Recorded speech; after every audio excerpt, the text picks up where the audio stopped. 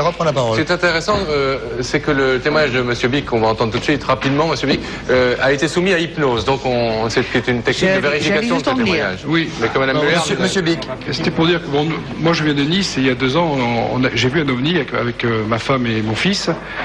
Et donc ça s'est passé le soir au col de Vence dans l'arrière-pays niçois. Et donc c'était un gros triangle qui nous a survolé. Et ça a duré 2 minutes. Et il y a eu Bob Hopkins qui est venu des États-Unis, qui m'a proposé de faire une séance d'hypnose pour voir, bon, quand même, ce qui s'était passé. Donc les faits sont révélés exacts, mais j'ai apporté un fait nouveau en disant que le témoin qui était avec nous, qui était un ami, avait disparu de la scène.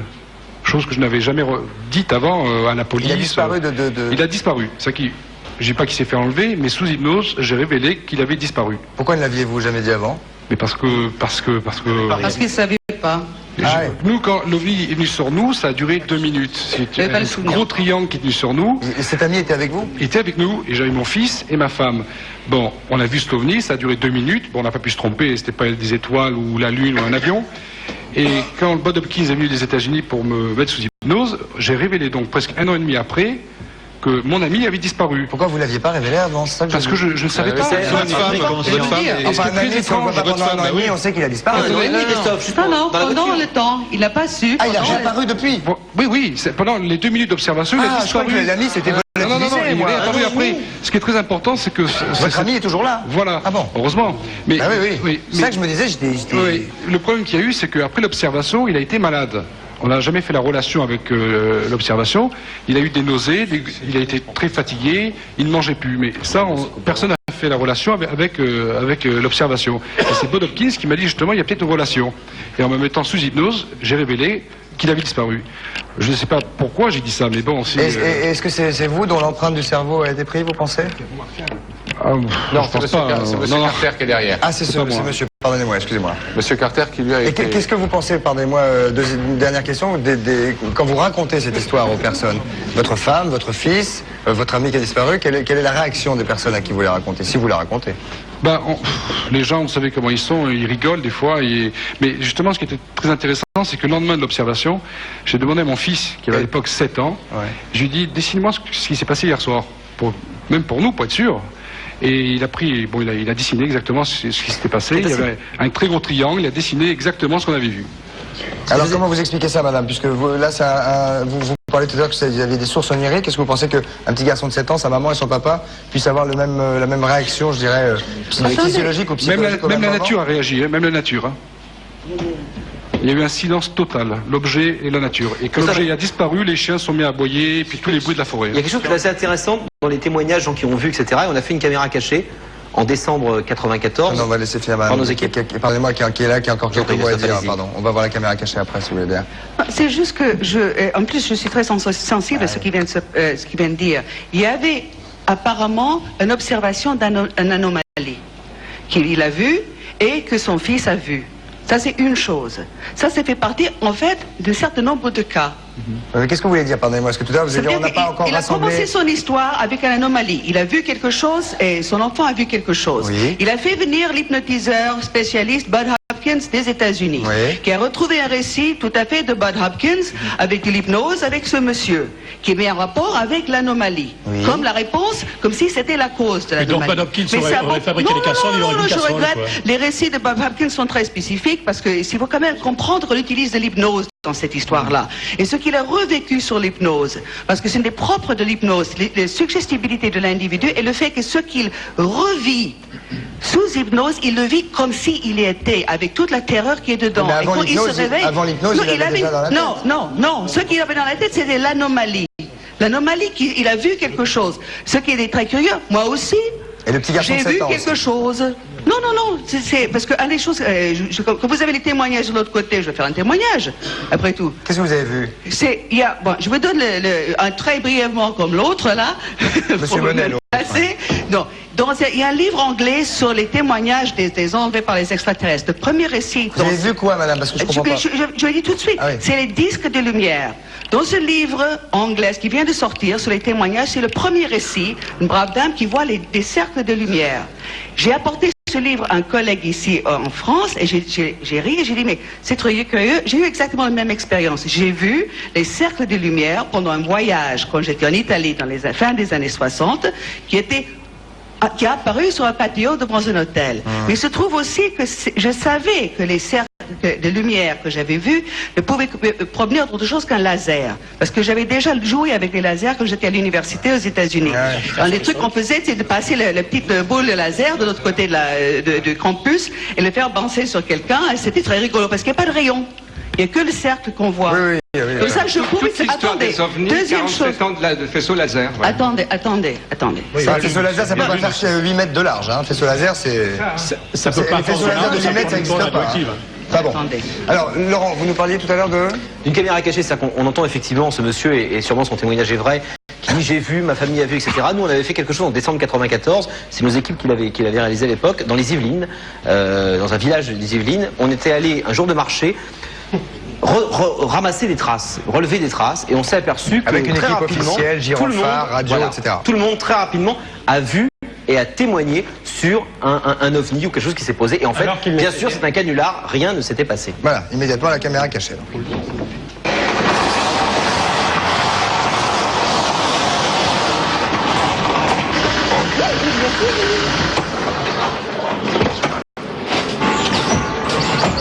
Instruction du PC, on attend, on est sur place. Hein.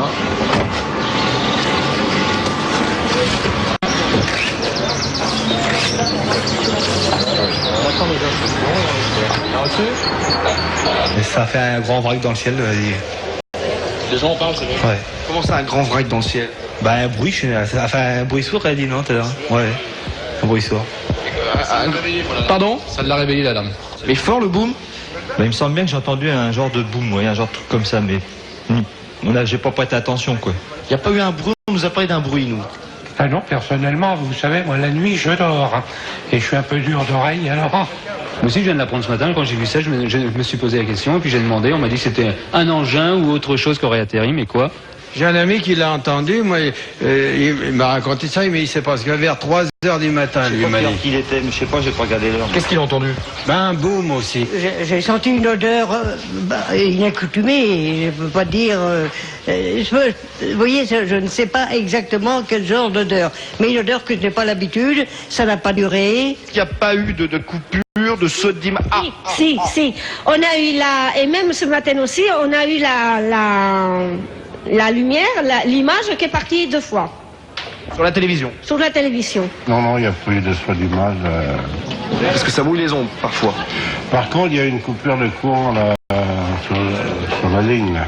Il y a quelque chose, j'ai vu pour la première fois une hirondelle qui arrivait chez nous. Je me suis levé, je me suis mis à la fenêtre. Je vous dis tout à fait par hasard, enfin, il faisait frais. Et j'ai vu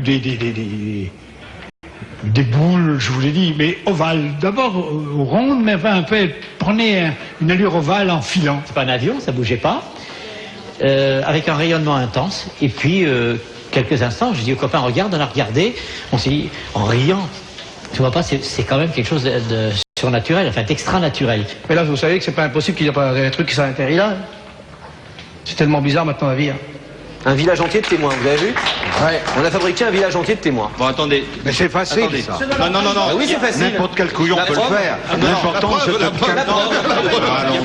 Qu'est-ce que vous voulez dire, monsieur Guilleux? Qu'est-ce que vous voulez dire? Non, je veux dire par là que n'importe qui... S'il vous plaît. Non, monsieur Guilleux, la parole. Je veux dire que n'importe qui possédant une Betacam et quelques amis, etc., peut faire la même chose. Ah non, c'est des habitants du village, là. Non, c'est pas des complices. Oui, mais on les a sollicités un peu. C'est la preuve que veut apporter Laurent. Non, excusez-moi. C'est ce que veut dire Laurent, hein, c'est que c'est facile justement d'obtenir... On est en train de dire que c'est facile, vous voyez qu'il y a quelqu'un qui dit que d'un coup, j'ai vu 2 boules. Si nous étions malhonnêtes, nous, qui nous intéressons depuis tant d'années à ce problème, on en aurait des paquets et des paquets, beaucoup plus que les quantités énormes que l'on possède déjà. Bon, alors écoutez, au lieu de, excusez le terme, de pinailler comme ça, moi je crois qu'il y a des gens comme Bourdet et comme Petit qui ont des choses importantes à dire, Pierre Déac, Carter, etc. Alors monsieur Carter, votre témoignage. alors. Etc. Alors, Monsieur Carter, votre témoignage, alors, puisque nous allons Écoutez, maintenant... je vous remercie de me donner la parole, parce que je Monsieur Lagrange, après, qui voulait dire quelques mots. tout le début était avec beaucoup d'humour, ça fait tout de même plaisir. Maintenant, il y a quand même des choses sérieuses. J'ai pris des photos d'OVNI que j'ai pris avec seul ou avec une amie. On va les... Voilà, c'est celle-ci, Monsieur Carter. Oui, alors celle-ci a été prise à 40 km de Nice, dans l'arrière-pays. Et ensuite, une autre photo d'un engin beaucoup plus important. La grosse pastille, c'est l'agrandissement, n'est-ce pas? Oui, c'est l'agrandissement de la photo qu'on a prise à Cossol avec mon ami qui s'appelle Vernet, Denise Vernet. Et là, vous étiez en promenade avec un appareil photo? Non. Nous passions des nuits à surveiller parce que nous savions à peu près où se trouvaient les passages. Voilà. Ah, il y a des couloirs. Oui, il y a absolument des couloirs, puisqu'en somme, on a eu 6 fois, on a eu des engins, 4 fois nous avons pu prendre des photos, ce qui est quand même pas mal. C'est une bonne proportion. Alors que pensez-vous, vous qui avez vu, qui avez pris une photo, qui avez ça dans les mains, que pensez-vous de l'incrédulité de certains, notamment de nos amis qui sont ici à gauche? Comme ils n'ont rien vu et qu'ils n'ont vraiment pas cherché, il est évident qu'ils suivent pas. Parce que quand on a vu quelque chose, quand on a vu quelque chose, on doit devenir dingue de se dire que les gens vous croient pas. C'est horrible. Non, je les laisse dans leur erreur. C'est quelqu'un dans l'erreur. Pourquoi voulez-vous convaincre quelqu'un du contraire? C'est l'horreur. Christophe, il faut dire que M. Carter a été contacté à l'âge de 16 ans par des extraterrestres et que depuis, il est contacté tous les 6602 jours, très exactement. Tous les 20 ans, donc c'est peinard. Voilà, non, tous les 18 ans, il y a moins exactement, tous les 6602 jours. Et mon dernier contact, donc, remonte au 12 septembre, n'est-ce pas, de 1994. Voilà. Donc le prochain, c'est dans 16 ans. Non, il n'y aura plus de prochain, c'est trop tard. Et alors c'est pour cette raison d'ailleurs que j'ai écrit un livre, le voilà, mon livre. Voilà, parce qu'expérience du 4e type, voyez-vous, le voilà. On le voit à l'antenne, monsieur. On voit sa couverture à l'antenne. Non, mais ce qu'il y a, c'est que je raconte tout ce qui m'est arrivé dans ma vie. Et si j'ai écrit mon livre à l'âge de 72 ans, vous devez bien comprendre que c'est pas pour être un gourou, ni pour faire une secte quelconque, n'est-ce pas? Je raconte tout ce que j'ai vu dans ma vie. Mes contacts ont été faits, le premier à côté de Rouen, n'est-ce pas? Le deuxième contact a été fait au Niger, à côté de Niamey, à 35 km de Niamey. Le troisième contact a été fait en Italie, à Molino di Vitali. Et comment vous expliquez que les gens qui vous contactent, ceux qui vous contactent, vous retrouvent là où vous êtes à travers le monde? Moi, je crois qu'ils ont pris l'empreinte de mon cerveau, quelque chose, pour pouvoir me suivre, parce qu'ils me suivent à la trace. Mais comment ont-ils pris cette empreinte de votre cerveau? Ça, il faudrait leur demander, je ne sais pas. Un stylo lumineux? Comme les bagues avec les pigeons. Écoutez, certaine mesure. Comment? Comme les bagues avec les pigeons. S'il vous plaît, les bagues de pigeons, vous pouvez les garder. Madame le maire? Je voudrais dire quelque chose. Je n'ai jamais fait terrain sur les ovnis. J'ai fait 2 terrains très prolongés, un sur les guérisseurs effectivement philippins et un sur les apparitions à San Damiano. Bien. J'avais lu de nombreux témoignages sur l'existence de la chirurgie à main nue. J'avais vu de nombreuses photos sur San Damiano.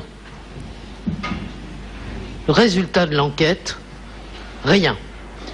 Bon, alors je ne dis pas par là du tout s'il en est de même automatiquement pour les ovnis.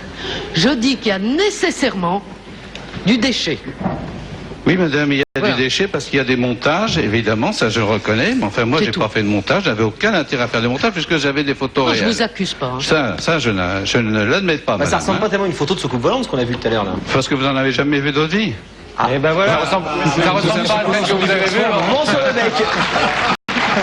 Bon, et puis il faudrait voir aussi une chose. Là, ça décoiffe. Non mais quand j'ai mais ça ressemble à un caillou quoi, ça ressemble à une bonne. Est-ce qu'on peut penser que certains d'entre nous, dans notre enveloppe à nous, il y a un E.T. à l'intérieur, un extraterrestre? Il se peut, nous sommes tous des descendants des extraterrestres, qu'on le veuille ou non.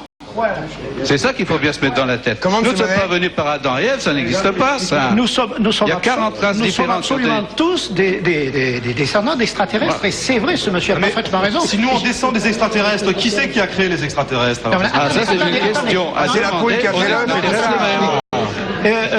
Vous me laissez parler un petit peu, s'il vous plaît. Bon, au départ, la Terre n'était pas prête, n'était pas habitable.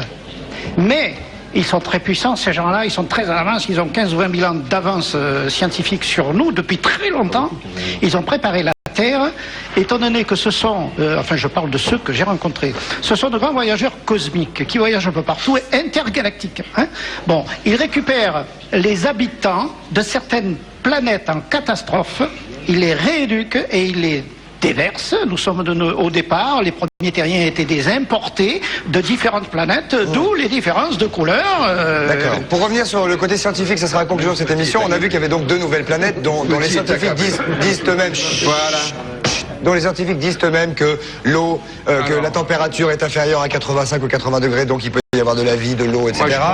Alors, est-ce que ça on peut dire... encore rigoler quelques années, je vous pose une dernière question. Ça ne durera pas plus de 2 ou 3 ans maintenant, à mon avis. Sommes-nous ça va commencer à devenir sérieux. Sommes-nous les extraterrestres d'une autre planète ou d'un autre univers? Écoutez, la journaliste et enquêtrice de télévision Linda Ho affirme qu'on lui a montré un dossier. Pierre Lagrange dit que c'est l'agence de l'US Air Force qui l'a inventé toute seule.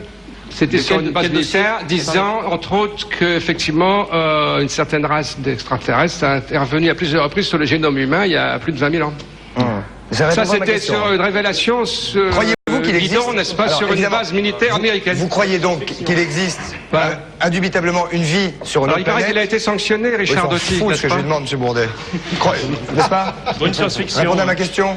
Il y a la plupart des scientifiques maintenant sont tout à fait convaincus qu'il y a une vie extraterrestre. Donc nous serions nous-mêmes les extraterrestres d'une autre planète. Mais non, mais ça ne veut pas dire ça. Je comprends pas le raisonnement. Mais attendez, nous sommes, tout le monde sait très bien que nos gènes appartiennent à la Terre, mais ça n'empêche pas qu'on ait pu les manipuler. Non, mais si un jour on déboule sur une planète où il y a déjà du monde, ils vont dire des extraterrestres. Exactement. C'est une bonne question, ça. Exactement. Oui ou non? Bon. Bon, excusez-moi, je ne vais pas vous embêter. Mais...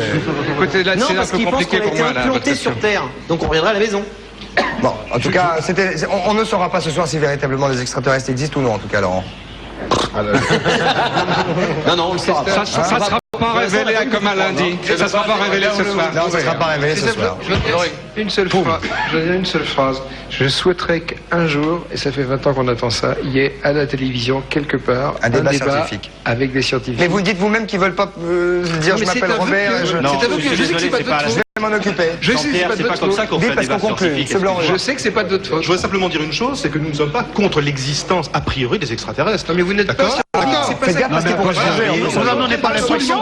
Le postulat est nihiliste dès le départ chez vous.